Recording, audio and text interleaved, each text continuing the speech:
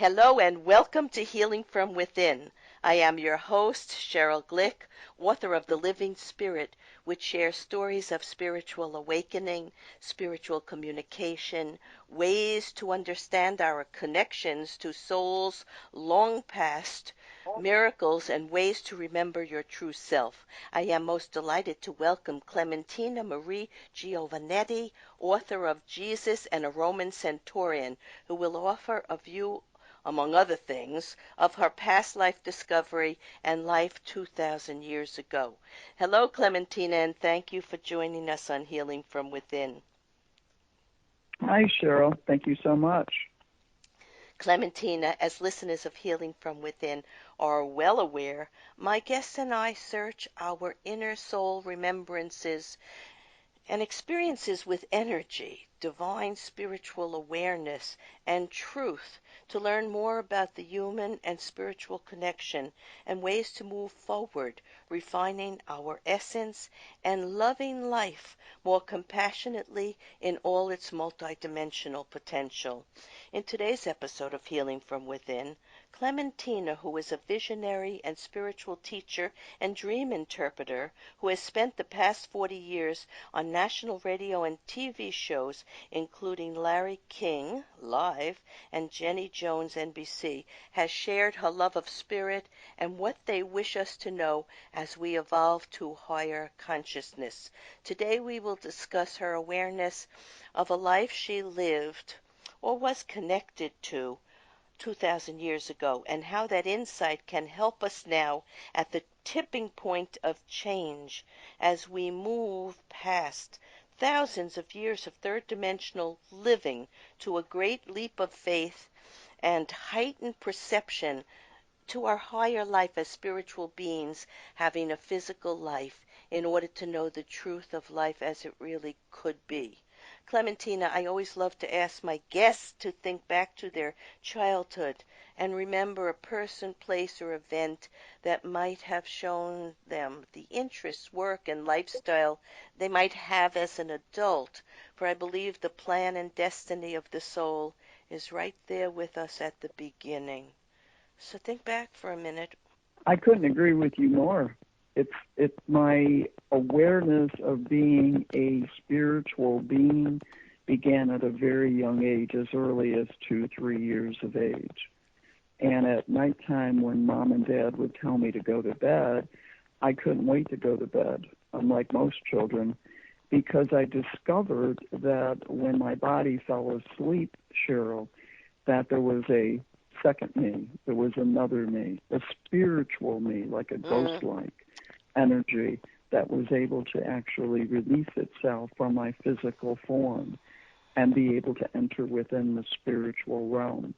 And to me, having this duality, that there was the physical me when I would return to my body and enter within the third dimension and go about humanistic stuff, but then to have the opportunity to literally release myself from that human personality and human way of life and to just go back and be soul was quite just exhilarating. It was just providing me with so much freedom.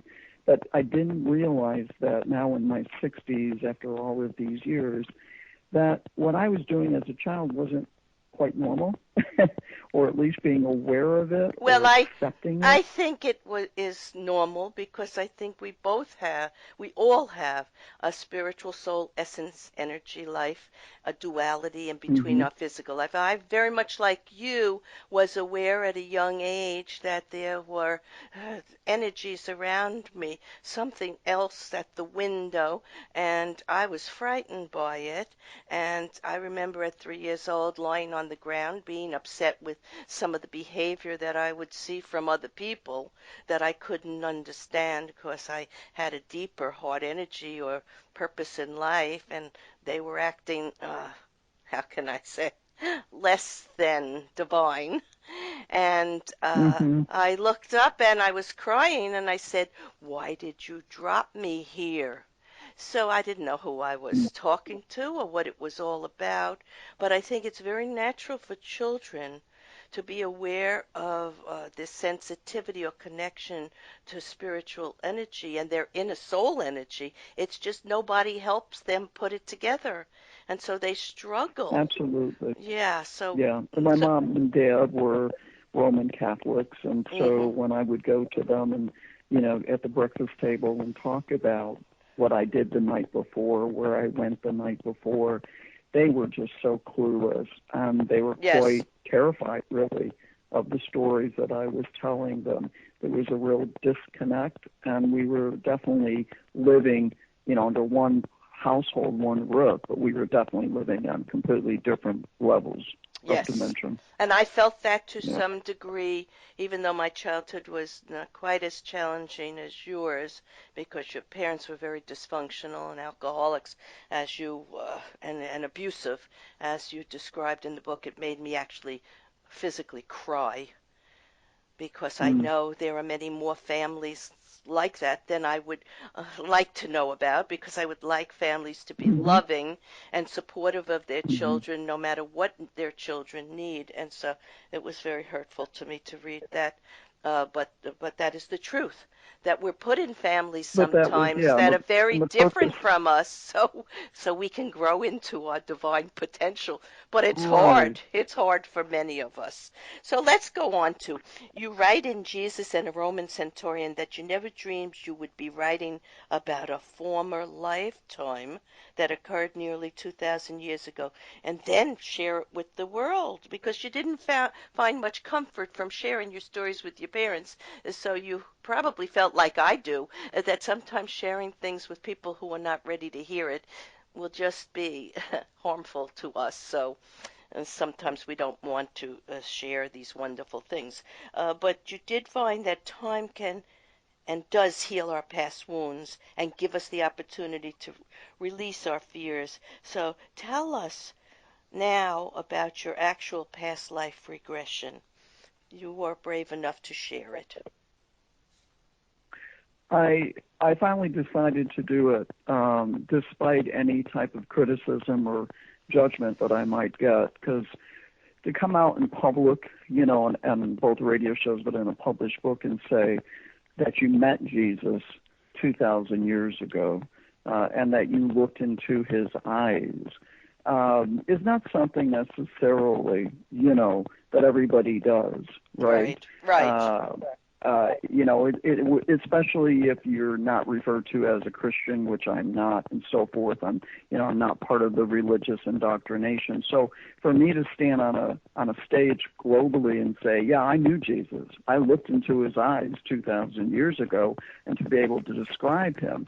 And I also went to the next step, was to add a link in the book to the actual audio cassette and MP3 of the past life regression, because I didn't know if other people ever had gone through a past life regression before, or and I didn't want them to have a fear about it, because for me it was such a profound awakening. It really helped me to connect all the dots to why I am who I am today, and I have the gifts and abilities that I do today as a healer and a spiritual teacher.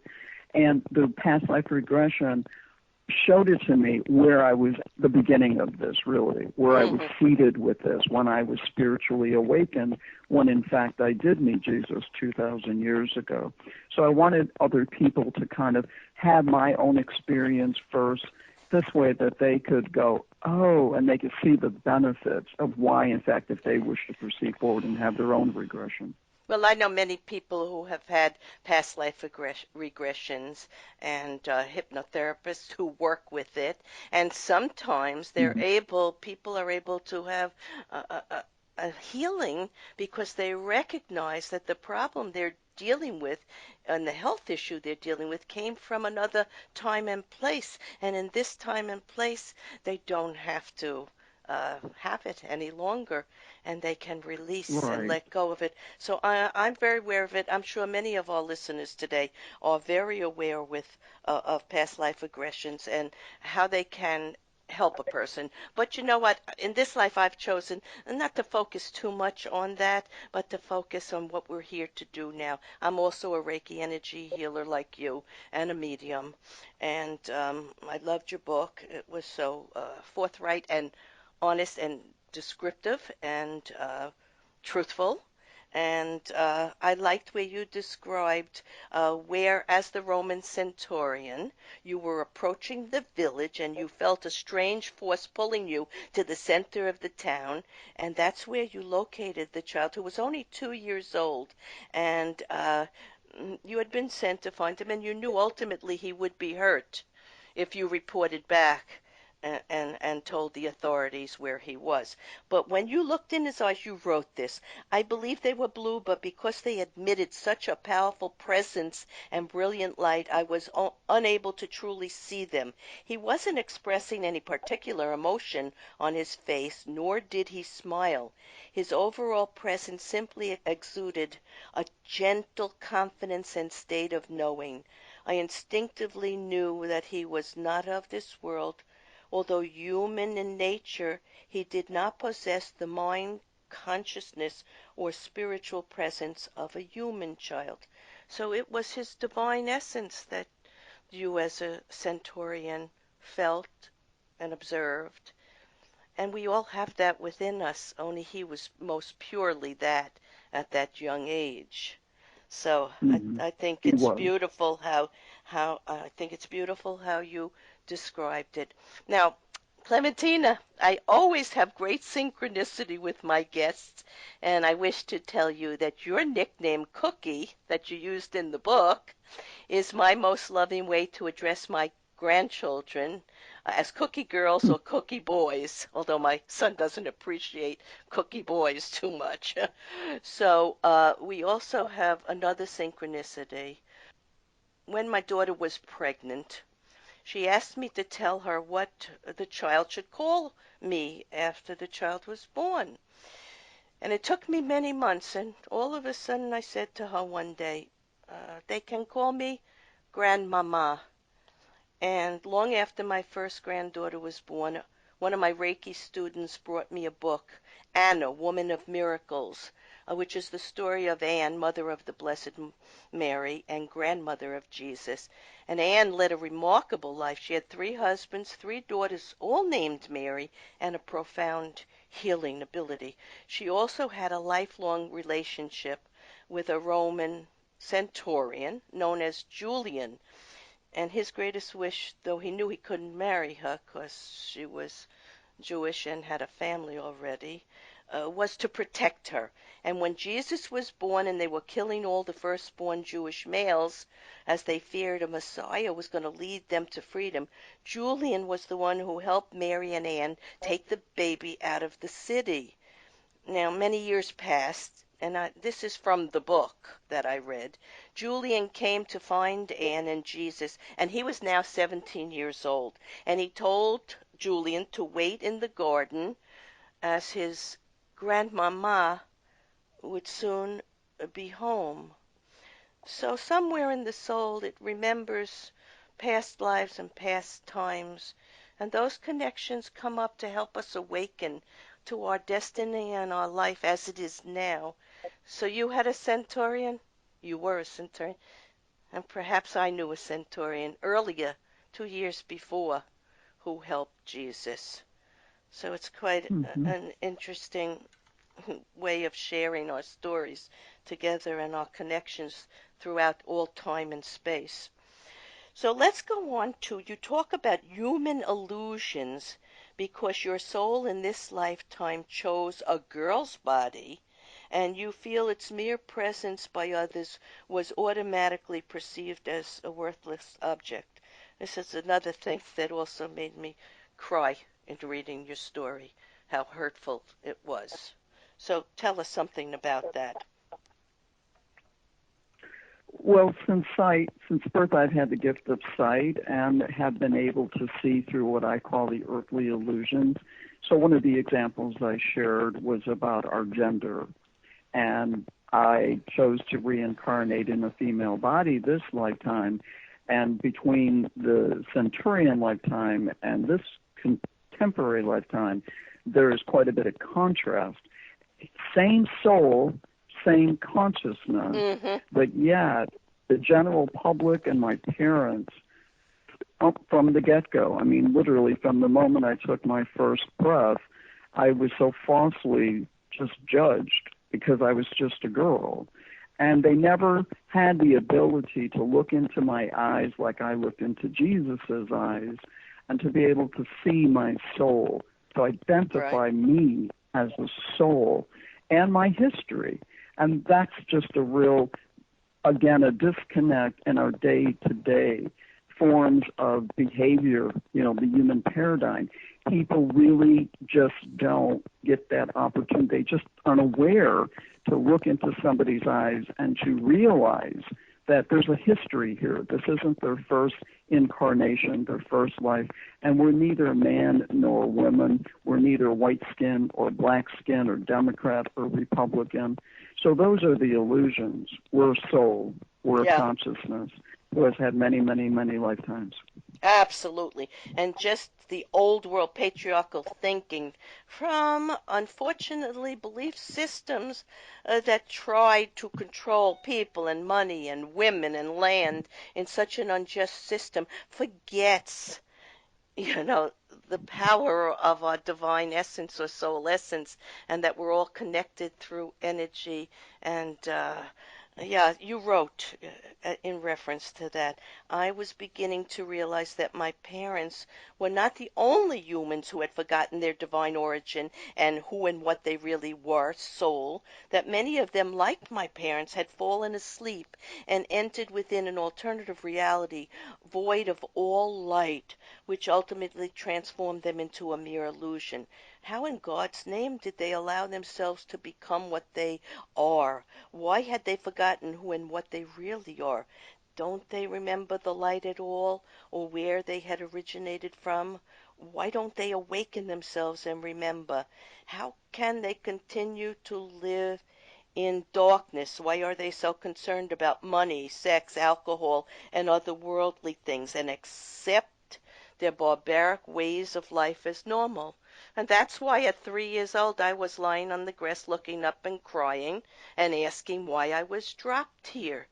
Because every part of me felt the different vibration of many people who lived in such fear, and I couldn't put the pieces together how to make it better. I did try.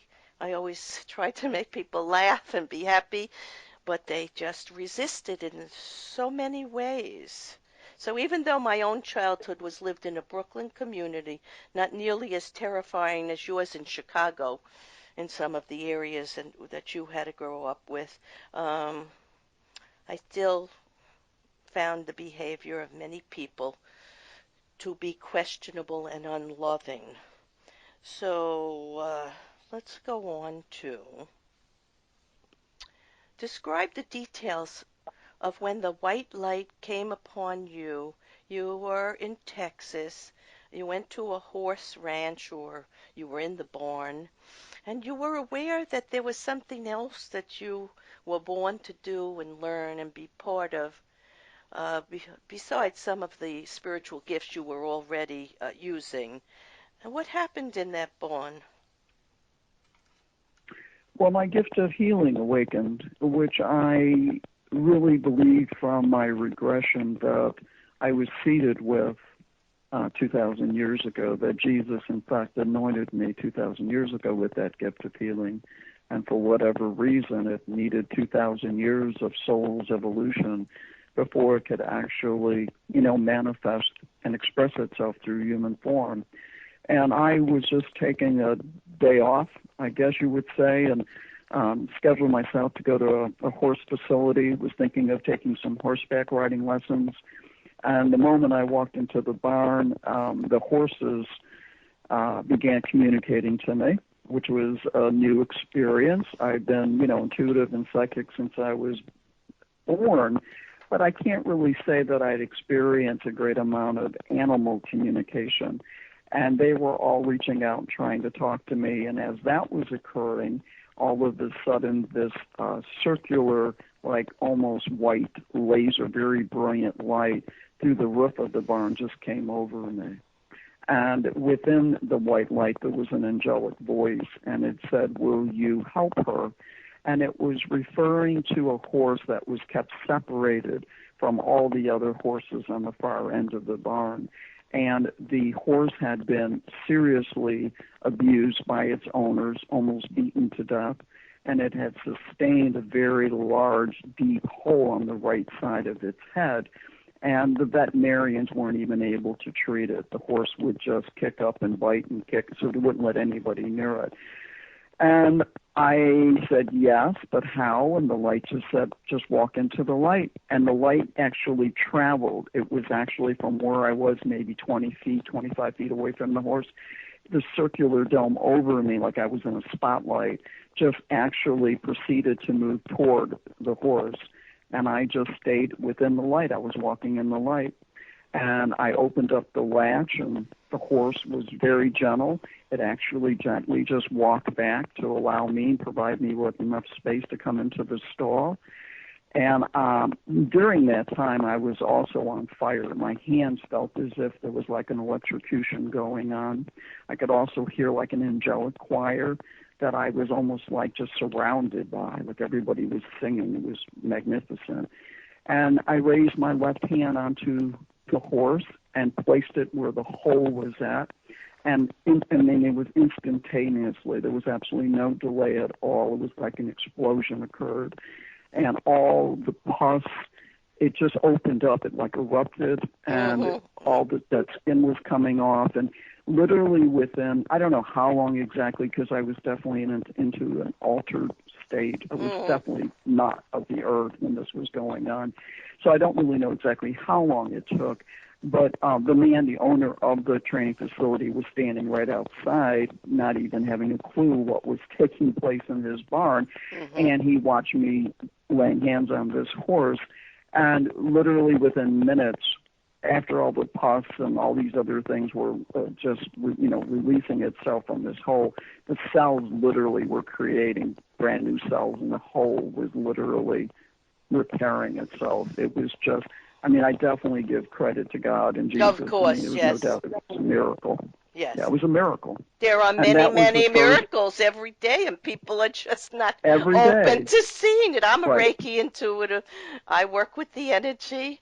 I have been in the state that you just described so beautifully, and I feel the energy course through my body to other people, and they become so reverent, peaceful, and so clear about their own decisions as a result. It's not me doing it. I'm just part of the Right. environment to set up their connection to spirit and the divine so that they can remember themselves. Like we talked about earlier, so many people being unawakened, unaware. Once you've had a healing experience like this, you are awakened. Maybe not totally, because you will fall back and maybe, chalk it up to whatever, through fear or just feeling that it's too private to even share with anyone else, but you and I are sharing it. And I must tell you, I was guided to become a Reiki master teacher and teach others. Guided. I resisted. I said, I don't think so. I don't think I was born to do this. But every time I resisted, within a short time, I did it because it just seemed right. And when I had my second Reiki attunement training, I felt myself being lifted up in the hands of Jesus. And being lifted up, I said, and what is this? It comes sometimes to some people in pieces, because it might be too overwhelming and frighten them if it's too rapid. So you also received your healing gifts a little later in life, as did I. We were working with other issues, human issues, and also spiritual talents. But as I say, for those who know, no proof is required. They have had the experience, and they are so grateful to be part of this beautiful energy of love and compassion from the guides, teachers, loved ones, and angels, and God Himself in spirit. But let's go on to, you describe mankind's future in a vision that you might share of what could possibly be coming.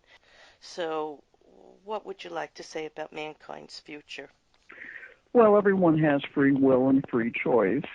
And as far as if they want to awaken themselves, or if they prefer just to stay what I refer to as being spiritually asleep, it's kind of like a Mm-hmm. temporary spiritual amnesia about their own soul's consciousness. And they just want to continue to just, obsess themselves within the matrix, the artificial man-made reality. So depending on whatever they choose, I don't know, who's in charge of the evolution of human consciousness on Earth. But I've had many, many, many prophetic visions over the last 25 years, and I shared one of them in the book. And to just shorten it, basically, something caused a very violent reverberation on the Earth. I don't know if it was a meteor or a nuclear war. I really don't know. But I was knocked unconscious for 2 days. And when I awakened from that reverberation, the most important thing that I immediately experienced was a deafening stillness. There was total stillness. And the grid was definitely turned off. Everything had been turned off. And unfortunately, my immediate neighbors did not make it through that intense reverberation. So will there be, I believe that there'll be some kind of shift that will occur. But other than that, and it's interesting to me, maybe I was just shown repeated prophetic visions of the future just to kind of make me aware, by the way, if and when something like this does occur, it is my destiny. I signed it in the contract, but I forgot that I'm going to make it through that transition, Well, and who knows? Yeah. Well, you will make it through, and I trust we'll all be in the right place. I want to thank you, Clementina Marie Giovannetti, author of Jesus and a Roman Centurion, which shares your love and dedication to use your spiritual gifts of clairvoyance, dream interpretations, and past life awareness in the hopes of helping others know the gift of life as souls living a physical life in order to remember their divine connection. To learn more and to purchase this book, go to spiritualwisdomtv.com. In summarizing today's episode of Healing from Within, you have heard one woman's story of living in the darkness of their family's unconscionable beliefs, behaviors, and negativity, and how she found her way into light and love and learned about her soul nature and the beauty of spirit. Her story is more prevalent throughout the world than many would like to imagine or believe, but when we awaken to the truth of our being, we just may create a world that is beyond these third-dimensional horrors of separation, anger, greed, prejudice, and pure evil. And Clementina wrote, "Stop and talk with anyone today, and you will often discover that most people who complain about life and the world in general and how awful things have become are the very individuals who have not come into conscious realization that it is their own belief system and actions that have created the world. Prior to the arrival of human beings on earth, life in general was a blank canvas, and from the moment that man arrived, he could have created anything. He alone possesses free will and choice and the ability to create an external life, one that will only mirror back to him an accurate reflection of the very essence of his own soul, consciousness, thoughts, and belief system. Life on earth as we experience it today has only been created by man." Clementina and I would ask you to read some of the past religious statements in chapter 30 of her book and see how painful it is to see that such thoughts and words ever came from religious followers. The truth is, in spirit and soul essence, we are all part of the divine, and the divine is within us. There is no separation or devaluation of any member of the human race, and all those thoughts and words uttered and believed have limited the true destiny of humans and only contributed to poor decisions and actions. Let us treat everyone with love, respect, and dignity as human, divine beings, and the world will be made whole again. I am Sheryl Glick, host of Healing from Within, and invite you to visit my website, SherylGlick.com, to hear the amazing journeys of leaders in the field of science, spirituality, metaphysics, healing, psychology, philosophy, and religion, and find a new, better way to improve yourself and your world community. Shows may also be heard on dreamvision7radio.com and webtalkradio.net. Thank you.